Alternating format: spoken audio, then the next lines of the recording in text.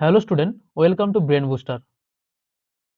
আজকে আমরা আলোচনা করব বিগত বছরের ইতিহাসের প্রশ্ন উত্তর নিয়ে, যেগুলো ডব্লিউবিসিএস প্রিলিমস পরীক্ষাতে এসেছিল, বিশেষ করে 2000 সাল থেকে বর্তমান সময় পর্যন্ত। যেসব ডব্লিউবিসিএস প্রিলিমস পরীক্ষাগুলি হয়েছে, সেখানে ইতিহাস থেকে যেসব প্রশ্নগুলি এসেছিল, সেগুলো নিয়ে আজকে আমরা আলোচনা করব।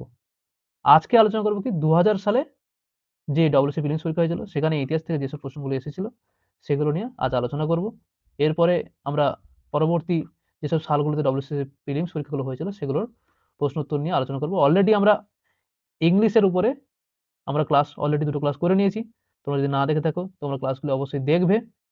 কারণ যদি তোমরা এই ক্লাসগুলি বিস্তারিতভাবে দেখতে থাকো, তাহলে সামনে যেসব পরীক্ষাগুলো রয়েছে, বিশেষ করে ডব্লিউবিসিএস রয়েছে, আবার পিএসসির বিভিন্ন রকম পরীক্ষা আসতে চলেছে, সেগুলোতে অনেক হেল্পফুল হবে। এই চলো শুরু করি আমরা।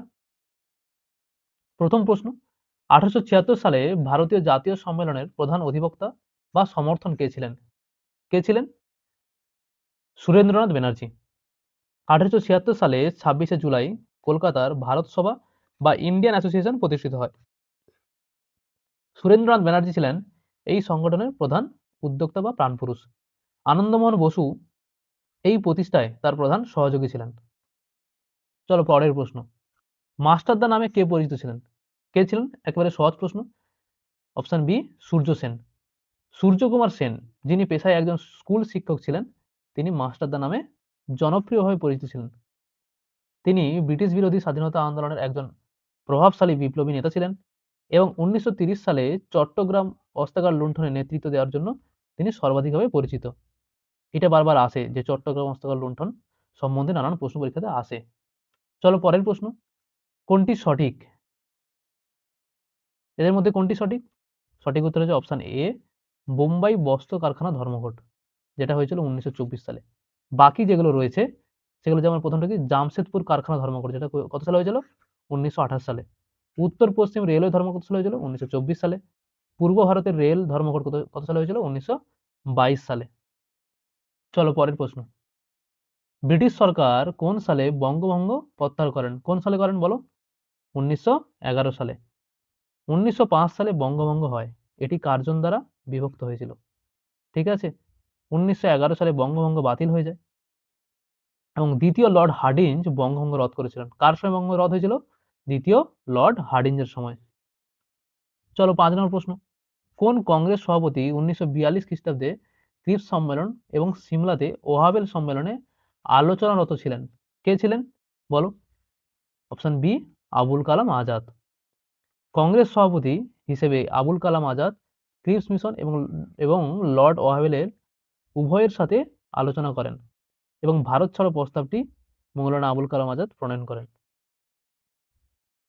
পরের প্রশ্ন, ব্রিটিশ বিরোধী অধিবাসী বিদ্রোহ, যা উলগুলান নামে পরিচিত, কার নেতৃত্বে গড়ে উঠেছিল? বলো কার নেতৃত্বে গড়ে উঠেছিল? খুব গুরুত্বপূর্ণ একটি প্রশ্ন। কার নেতৃত্বে? বিরসা মুন্ডা। ওকে, মুন্ডা বিদ্রোহ ছিল ব্রিটিশ শাসনাধীন ভারতে 19 শতকের প্রথমাংশে সংগঠিত একটি অধিবাসী কৃষক বিদ্রোহ। বিরসা মুন্ডার নেতৃত্বে 1899 থেকে 1900 সালের মধ্যবর্তী সময়ে এই বিদ্রোহ সংগঠিত হয়েছিল। রাঁচির দক্ষিণাঞ্চলে সৃষ্ট এই বিদ্রোহকে মুন্ডারি ভাষায় বলা হতো উলগুলান, যার অর্থ ছিল কি, প্রবল বিক্ষোভ। এই বিদ্রোহের মূল লক্ষ্য ছিল কি, মুন্ডা রাজ ও স্বাধীনতা প্রতিষ্ঠা করা। ঠিক আছে, তাহলে মুন্ডা বিদ্রোহের সঙ্গে সংযুক্ত কে জড়িত? বিরসা মুন্ডা।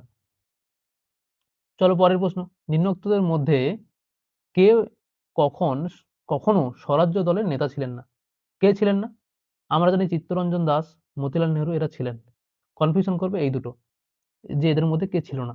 কে ছিল না? চক্রবর্তী রাজা গোপালাচারী। ঠিক আছে, চক্রবর্তী রাজা গোপালাচারী তিনি ছিলেন না। কারণ কি? তিনি স্বরাজ্য দলের নেতা ছিলেন না, বরং তিনি নো চেঞ্জার গোষ্ঠী নেতা ছিলেন, যা পরিষদ প্রবেশে প্রবেশে বিরোধিতা করত। যেখানে চিত্তরঞ্জন দাস ছিল কি ছিল?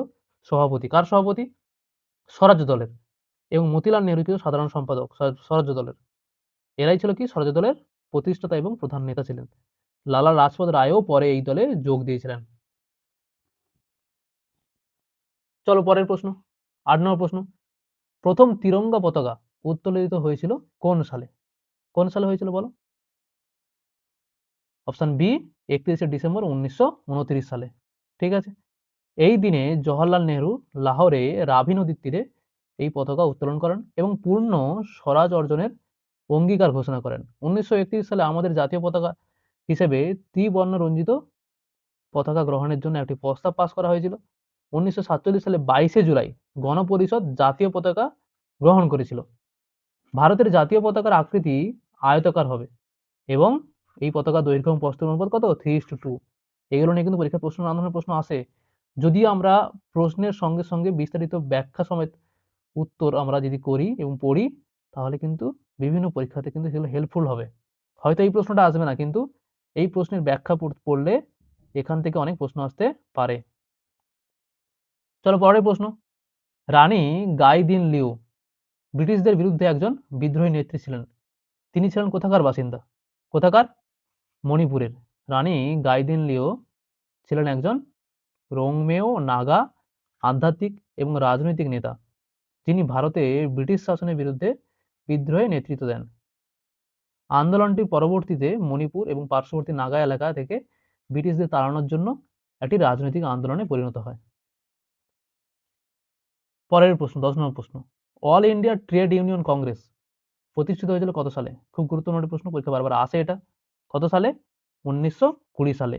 এটি ভারতের প্রাচীনতম ট্রেড ইউনিয়ন ফেডারেশন এবং এর প্রথম সভাপতি কে ছিলেন লালা লাজপত রায়। 1920 সালে 31শে অক্টোবর বোম্বেতে, অর্থাৎ বর্তমানে মুম্বাই, এর প্রথম অধিবেশন অনুষ্ঠিত হয়েছিল। ঠিক আছে, চলো পরের প্রশ্ন। ইন্ডিয়ান ন্যাশনাল আর্মির নেতা কে ছিলেন? কে ছিলেন বলো? প্রধান নেতা কে ছিলেন? কে ছিলেন? Subhash Chandra Bose. Indian National Army এর প্রধান নেতা ছিলেন কে? সুভাষচন্দ্র বসু, যিনি আজাদ হিন্দ ফৌজের পুনর্গঠন এবং নেতৃত্ব দেন এবং দিল্লি চলো স্লোগান দিয়ে ব্রিটিশ শাসনের বিরুদ্ধে সশস্ত্র সংগ্রাম পরিচালনা করেছিলেন। 12 নম্বর প্রশ্ন। ভারতবর্ষে মুসলিম প্রগতির প্রতীকৃত কাকে বলা হয়? বলো সবাই। ভারতবর্ষে মুসলিম প্রগতির প্রতীকৃত কাকে বলা হয়? সঠিক উত্তর হয়ে যাবে কি? স্যার সৈয়দ আহমেদ খান। ঠিক আছে। 19 শতকে ভারতীয় মুসলিম সমাজের আধুনিকরণ, শিক্ষা সংস্কার, কুসংস্কার দূরীকরণের ক্ষেত্রে স্যার সৈয়দ আহমেদ খান সবচেয়ে গুরুত্বপূর্ণ ভূমিকা পালন করেছিলেন। চলো পরের প্রশ্ন।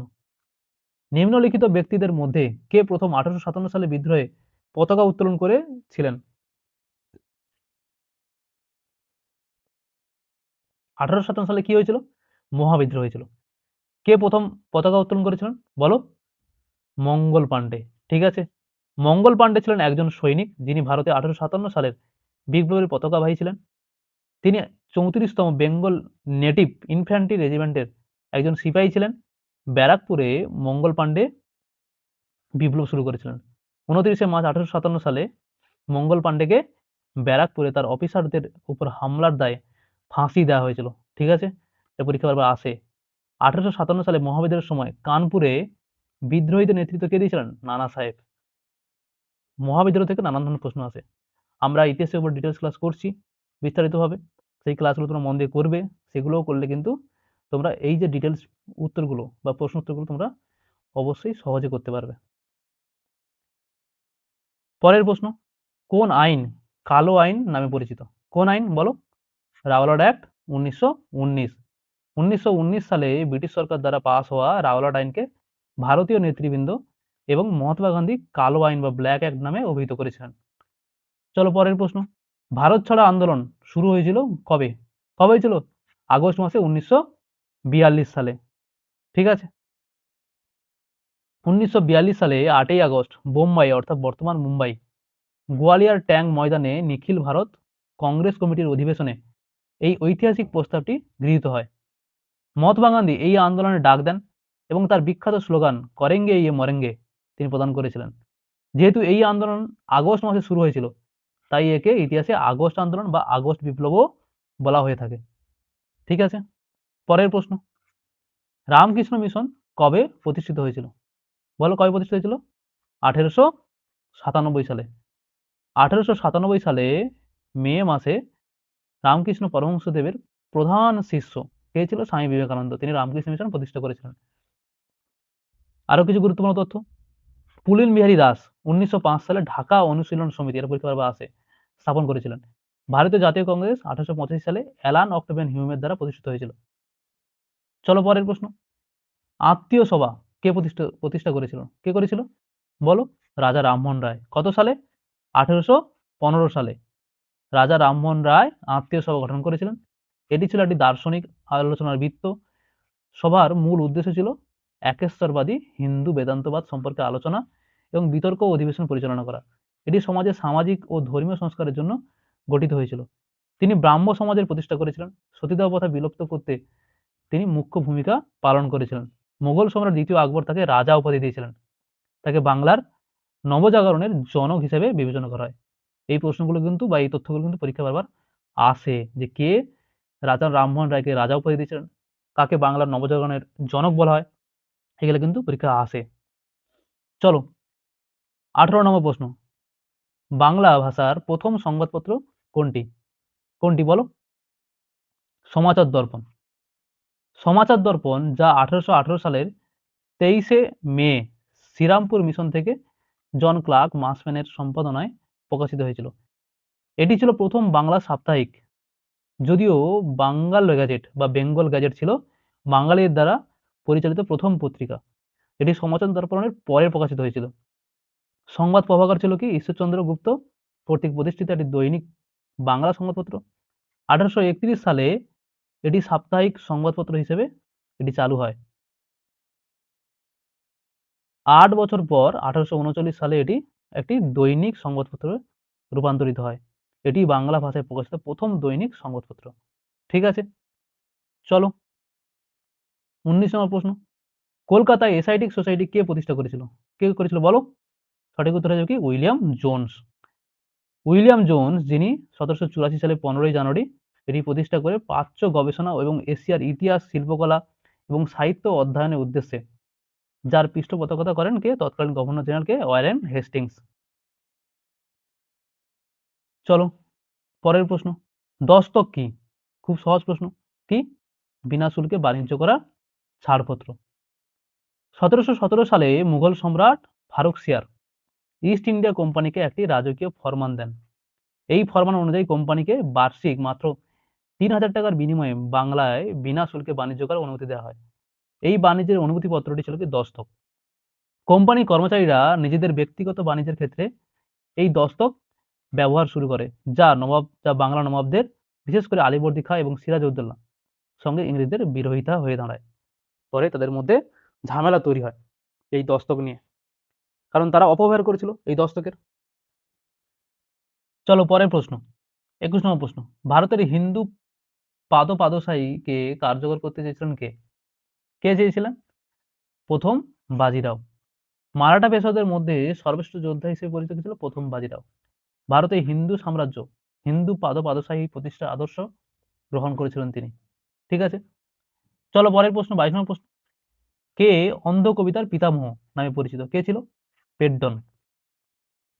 বিজয়নগর সাম্রাজ্যের শ্রেষ্ঠ সম্রাট কৃষ্ণদেব রায়ের রাজসভায় যে 8 জন শ্রেষ্ঠ কবি বা অষ্টদিগ্গজ ছিলেন, তাদের মধ্যে প্রধান ছিলেন কে? আল্লাসানি পেড্ডন। তেলুগু সাহিত্যে তার অসামান্য অবদানের জন্য তাকে কি বলে? অন্ধ কবিতার পিতামহ বলা হতো। যে তেলুগু সাহিত্যে তার অসামান্য অবদানের জন্য তাকে কি বলা হতো? অন্ধ কবিতার পিতামহ। তার সবচেয়ে বিখ্যাত কাব্যগ্রন্থ হলো কি? মনু চরিতম। হ্যাঁ, মনু চরিতমু। সম্রাট কৃষ্ণদেব রায় তাকে এতটাই সম্মান করতেন যে একবার পেড্ডন যখন পালকিতে যাচ্ছিলেন, সম্রাট নিজে তার পালকি কাঁধে তুলে নিয়েছিলেন। ঠিক আছে, চলো পরের প্রশ্ন, কোন মুসলিম সুলতান হিন্দুদের কাছে জগৎগুরু অভিধা পান? কে পান? অপশন বি, দ্বিতীয় ইব্রাহিম আদিল শাহ।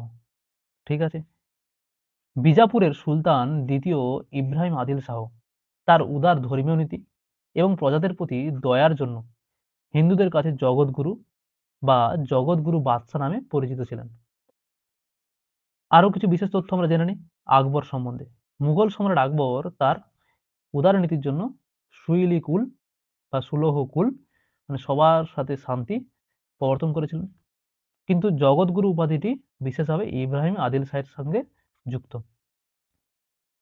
জয়লান আবেদিন, তাকে কাশ্মীরের আকবর বলা হয়। তিনি কাশ্মীরে জিজিয়া কর রদ করেছিলেন এবং হিন্দুদের প্রতি অত্যন্ত দয়ালু ছিলেন। হুসেন শাহ, বাংলার সুলতান আলাউদ্দিন হোসেন শাহকে নৃপতি তিলক বা জগৎভূষণ উপাধিতে ভূষিত করা হয়েছিল। তিনি শ্রী চৈতন্যের সমসাময়িক ছিলেন এবং বৈষ্ণব ধর্মের প্রতি তার উদার ছিল, মানে বৈষ্ণব ধর্মের প্রতি তিনি খুব উদাসীন ছিলেন। চলো পরের প্রশ্ন, কোন শিখ গুরুকে ঔরঙ্গজেব হত্যা করেছিলেন? আগে করেছিলেন বলো? তেগ বাহাদুরকে। মুঘল সম্রাট ঔরঙ্গজেব 1675 সালে শিখদের নবম গুরু তেগ বাহাদুরকে জনসম্মুখে শিরচ্ছেদ করে হত্যা করার নির্দেশ দিয়েছিলেন। তিনি ইসলাম ধর্ম গ্রহণ করতে অস্বীকার করায় তাকে এই শাস্তি দেওয়া হয়েছিল। কাকে? তেগ বাহাদুরকে। শিখ বিবরণ অনুসারে গুরু তেগ বাহাদুর কাশ্মীরি ব্রাহ্মণ এবং অন্যান্য অমুসলিমদের জোরপূর্বক ধর্মান্তরিত করার বিরুদ্ধে দাঁড়িয়েছিলেন এবং তাদের ধর্মীয় স্বাধীনতার অধিকার রক্ষা করেছিলেন তিনি। শিখ ধর্মের প্রধান প্রবক্তা কে ছিলেন? গুরু নানক, যিনি ছিলেন কি এই ধর্মের প্রধান গুরু। তিনি কি করেছিলেন? সাচ্চা বাদশা নামে একটি উপাধি তিনি ধারণ করেছিলেন। ষষ্ঠ শিখ গুরু কে ছিলেন গুরু গোবিন্দ সিং, যিনি কি করেছিলেন? খালসা প্রথা, যেটা পরীক্ষা বারবার আসে, এটা তিনি শুরু করেছিলেন। ওকে, তাহলে তেগ বাহাদুরকে কে হত্যা করেছিল? ঔরঙ্গজেব, কারণ তিনি ইসলাম ধর্ম গ্রহণ করেননি বলে। চলো পরের প্রশ্ন, ইবাদত খানা এটি আসলে কি? কি বলো? সঠিক উত্তর হয়ে যাবে কি? ধর্মীয় উপাসনা গৃহ। ঠিক আছে, যা মুঘল সম্রাট আকবর ফতেপুর সিক্রিতে বিভিন্ন ধর্মীয় আলোচনা এবং বিতর্কের জন্য এটি তৈরি করেছিলেন। এটি কোনো বই, নতুন ধর্ম বা সরাসরি মসজিদ ছিল না, বরং এটি একটি বিশেষ উপাসনা কক্ষ ছিল, উপাসনা কক্ষ ছিল। চলো পরের প্রশ্ন, 26 নম্বর প্রশ্ন, হিন্দু ও মুসলমান একই মাটির পাত্র, একথা কে বলেছেন? কে বলেছেন? কবির বলেছেন। ওকে, তিনি ছিলেন একজন মধ্যযুগীয় ভারতীয় রহস্যবাদী কবি ও সাধক, যিনি হিন্দু ও মুসলিম উভয় সম্প্রদায়ের মানুষের কাছে শ্রদ্ধেয় ছিলেন এবং তার বাণীগুলিতে ধর্মীয় ভেদাভেদ ভুলে ঐক্যের উপর জোর দেওয়া হয়েছিল। আরো কিছু বিশেষ তথ্য আমরা জেনে নিই নানক সম্বন্ধে। গুরু নানক শিখ ধর্মের প্রতিষ্ঠাতা ছিলেন। তিনি একই ধরনের মিলনের কথা বলেছেন, কিন্তু এই নির্দিষ্ট উক্তিটি সাধারণত কবির সঙ্গে যুক্ত, কবিরের সঙ্গে। চৈতন্যদেব, শ্রী চৈতন্য মহাপ্রভু ভক্তি আন্দোলনের একজন গুরু, যা মূলত বৈষ্ণব ধারায় এবং তার দর্শন ভিন্ন ছিল। তুলসীদাস কে ছিলেন? কে ছিলেন? রামায়ণের রচয়িতা, তিনি তুলসীদাস। তার লেখা বইটির নাম কি? রামচরিত, রামচরিত মানস। ঠিক আছে, আমি আগের দিন প্রশ্নোত্তর ক্লাসে কি বলেছিলাম যে একটা হচ্ছে রামচরিত এবং রামচরিত মানস, কারণ তুলসীদাসে কি সে কি রয়েছে শেষে? দন্তেস, আর রামচরিত মানসের শেষে কি রয়েছে? দন্তেস। ঠিক আছে, চলো পরের প্রশ্ন, একটি ফল ছাড়া জয়, এটি কাদের সঙ্গে যুক্ত? কাদের সঙ্গে যুক্ত বলো? সঠিক উত্তর হয়ে যাবে কি? অপশন এ, আরবদের সিন্ধু জয়। 772 খ্রিস্টাব্দে মোহাম্মদ বিন কাসিম সিন্ধু দেশের রাজা দাহিরকে পরাজিত করে তিনি সিন্ধু জয় করেছিলেন। ওকে, 28 নম্বর প্রশ্ন, কোন মুসলিম সাধুকে মধ্যযুগে হিন্দু মুসলমান সকলকেই শ্রদ্ধা পূজা করিত? কে করত? কোন মুসলিম সাধু? কোন মুসলিম সাধুকে মধ্যযুগে হিন্দু মুসলিম সকলকেই শ্রদ্ধা পূজা করিত? কে করতো বলো? কবির।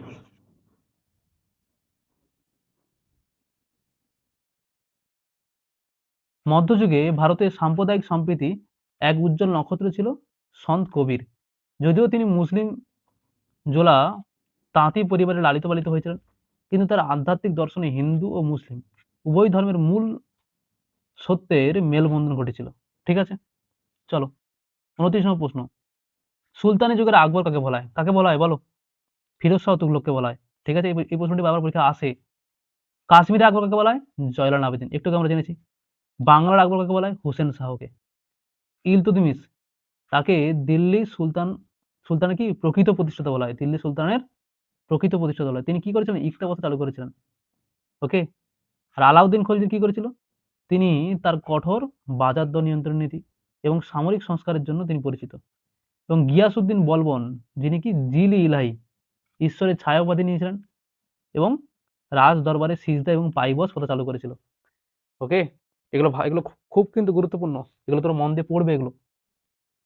চলো 30 নম্বর প্রশ্ন, মধ্যযুগে ভারতে কোন আধ্যাত্মিক নেতা হিন্দু ও মুসলমান উভয়কেই শিষ্য হিসেবে গ্রহণ করেছিল? কে বলো? শ্রী চৈতন্যদেব। শ্রী চৈতন্যদেব গৌড়ীয় বৈষ্ণব ধর্মের প্রবর্তক। তিনি জাতপাতহীন প্রেমের ধর্ম প্রচার করেছিলেন। তবে কবির বিশেষভাবে হিন্দু মুসলিম সমন্বয়ের জন্য বেশি আলোচিত। তুলসী দাস তিনি কি লিখেছিলেন? কি রামচরিত মানস কাব্যের রচয়িতা এবং ভগবান রামের পরম ভক্ত ছিলেন। রামদাস তিনি ছিলেন কি শিবাজির আধ্যাত্মিক গুরু এবং দাসবোধ গ্রন্থের রচয়িতা। চলো পরের প্রশ্ন। রেহেলা এর রচয়িতা কে? কে বলো? সঠিক উত্তর হয়ে কি হয়ে যাবে? Ibn Battuta. ওকে। কিতাবুল রাহেলা এর রচয়িতা কে? Ibn Battuta. সফরনামা এর রচয়িতা কে? এর রচয়িতা কে? Ibn Battuta. তহক্কুক ই হিন্দ বা কিতাবুল হিন্দ এর রচয়িতা কে? আল বিরুনি। আকবরনামা এর রচয়িতা কে? আবুল ফজল। আইনি আকবরী এর রচয়িতা কে? আবুল ফজল। তারিকি ফিরোজ শাহী এর রচয়িতা কে? জিয়াউদ্দিন বারনী। এই যে বইগুলো, এগুলো পরীক্ষা বারবার আসে, এগুলো খুব গুরুত্বপূর্ণ বই। এর রচয়িতা রচয়িতা এবং বইয়ের নাম এগুলো কিন্তু পরীক্ষা বারবার আসে। চলো 32 নম্বর প্রশ্ন। প্রাচীন ভারতে বিখ্যাত গণিতজ্ঞ কে ছিলেন? কে ছিলেন বলো? আর্যভট্ট। ঠিক আছে। গুপ্ত রাজা দ্বিতীয় চন্দ্রগুপ্তের রাজ দরবারে ভারতীয় গণিত এবং ভারতীয় জ্যোতিষবিদ্যার ধ্রুপদী যুগের উল্লেখযোগ্য গণিতবিদ এবং জ্যোতিষ বিজ্ঞানীদের মধ্যে আর্যভট্ট ছিলেন প্রথম। আর্যভট্ট শূন্য আবিষ্কার করেছিলেন, যার অর্থ তিনি মনে করেছিলেন যে শূন্যের মতো কিছু সংখ্যা বিদ্যমান এবং একটি 10কে 10 অঙ্কের একটি চিহ্ন হিসাবে এবং শূন্যের প্রতীক হিসাবে একক অঙ্ক হিসাবে উপস্থাপন করতে পারে। চলো পরের প্রশ্ন। অঙ্কর ভাট কে নির্মাণ করেছিল? কে করেছিল বলো? সঠিক উত্তর হয়ে কি হবে? দ্বিতীয় সূর্যবর্মন। দ্বাদশ শতাব্দীতে খেমের রাজা দ্বিতীয় সূর্যবর্মন এটি নির্মাণ করেন। এটি মূলত ভগবান বিষ্ণুর উদ্দেশ্যে উৎসর্গ করা একটি হিন্দু মন্দির ছিল। পরবর্তীকালে এটি একটি বৌদ্ধ মন্দিরে রূপান্তরিত হয়েছিল। তাই এটা আগে কি ছিল? হিন্দু মন্দির।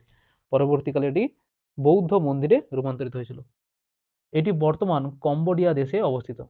ইউনেস্কো 1992 সালে এটিকে বিশ্ব ঐতিহ্যবাহী স্থান হিসেবে স্বীকৃতি দেয়। চলো পরের প্রশ্ন। 34 নম্বর প্রশ্ন। সিইউ কি এর রচয়িতা কে ছিলেন? কে? কে? Hiuen Tsang. ওকে। ইন্ডিকা গ্রন্থের রচয়িতা কে? মেগাস্থিনিস। সিইউ কি রচয়িতা কে? হিউয়েন সাং, যেটা আমরা জানলাম এখনই।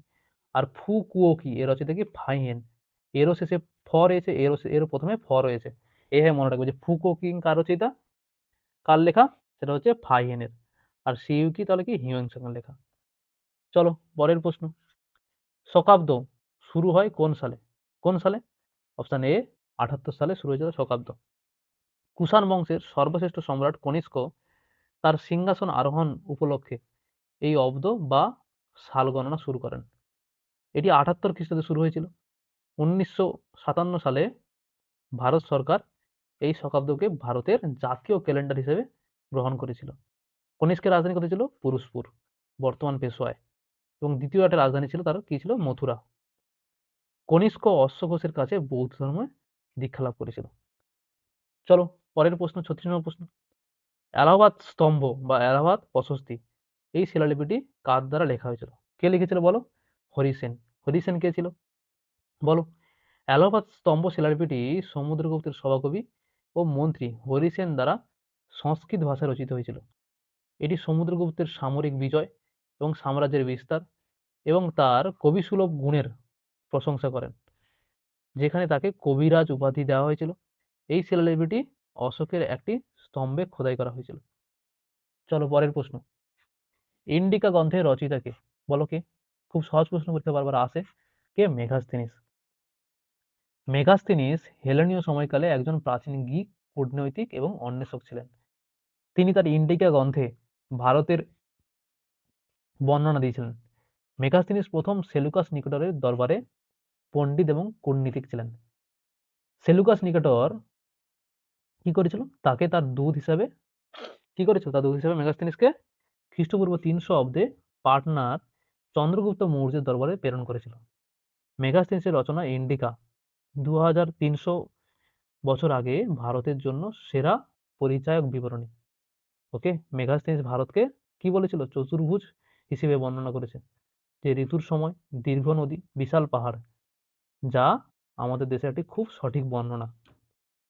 চলো 38 নম্বর প্রশ্ন, সভা ও সমিতি এই দুটি গণতান্ত্রিক প্রতিষ্ঠান ছিল কখনকার সময়ের?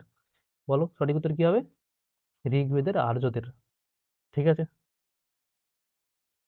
সভা কি? এটি ছিল মূলত সমাজের অভিজাত এবং বয়োজ্যেষ্ঠ ব্যক্তিদের একটি ছোট পরিষদ। কাদের নিয়ে গঠিত হয়েছিল? বয়োজ্যেষ্ঠ ব্যক্তিদের, বয়স্ক ব্যক্তিদের নিয়ে। এখানে বিচার বিভাগীয় এবং প্রশাসনিক আলোচনা করা হতো। ঋগ্বেদে নারীদের সভায় অংশগ্রহণের উল্লেখ পাওয়া যায়। ঠিক আছে, যাদের কি বলা হতো? সভাপতি বলা হতো। সমিতি এটি ছিল সাধারণ জনগণের বৃহত্তম পরিষদ বা জনসভা। উপজাতির সমস্ত সদস্যরা এখানে সমবেত হতেন।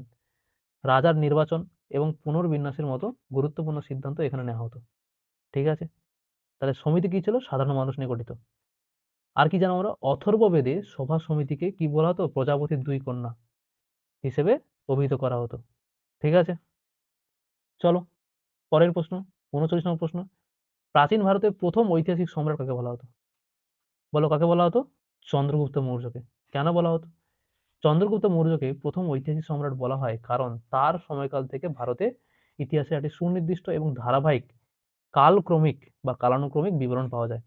তার সময়কাল, তার সময়কালে দেশি বিদেশি, যেমন বিদেশি কে এসেছিল? গ্রিক দূত মেগাসথেনিসের বিবরণ উভয় ঐতিহাসিক উপাদানের মাধ্যমে প্রমাণিত। আর মহাপদ্মনন্দ, তাকে কি বলা হতো? তাকে বলা হতো ভারতের প্রথম সাম্রাজ্য নির্মাতা বলা হতো, ফার্স্ট এম্পায়ার বিল্ডার বলা হতো, কারণ তিনি নন্দ রাজবংশের প্রতিষ্ঠাতা ছিলেন এবং উত্তর ভারতের অনেক রাজ্য তিনি জয় করেছিলেন। ঠিক আছে, 40 নম্বর প্রশ্ন, 1907 সালে কংগ্রেসের সভাপতি হিসেবে নির্বাচিত হয়েছিলেন কে? কে হয়েছিলেন? রাসবিহারী ঘোষ। 1907 সালে সুরাট অধিবেশনে জনপ্রিয় সুরাট বিভাজন নামে পরিচিত ছিল। কারণ কি? এই সময় কি কংগ্রেস দুটো দলে ভাগ হয়ে গেছিল। 1907 সালে সুরাট অধিবেশনে কি হয়েছিল? কংগ্রেস দুটো দলে ভাগ হয়েছিল, একটা কি চরমপন্থী এবং নরমপন্থী। এই অধিবেশনের সভাপতিত্ব কে করেছিলেন? রাসবিহারী ঘোষ। ঠিক আছে, পরবর্তীকালে 1916 সালে লখনৌ অধিবেশনে এই দুটি দল অর্থাৎ চরমপন্থী এবং নরমপন্থী একত্রিত হয়েছিল। ঠিক আছে, 41 নম্বর প্রশ্ন, আমি সমাজবাদী কোন কংগ্রেস সভাপতি এটা বলেছিল? কে বলেছিল বলো? জওহরলাল নেহরু বলেছিল এটা। ঠিক আছে, 1936 সালে লখনৌ অধিবেশনে কংগ্রেসের সভাপতি হিসেবে ভাষণ দেওয়ার সময় জওহরলাল নেহরু দীপ্ত কণ্ঠে ঘোষণা করেছিল কি? আমি একজন সমাজবাদী এবং প্রজাতন্ত্রবাদী। I am a socialist and a republican. এটা কে বলেছিল? জওহরলাল নেহরু। ঠিক আছে, 42 নম্বর প্রশ্ন, ভারতবর্ষে প্রকাশিত প্রথম সংবাদপত্রের নাম কি? কি? দি বেঙ্গল গ্যাজেট।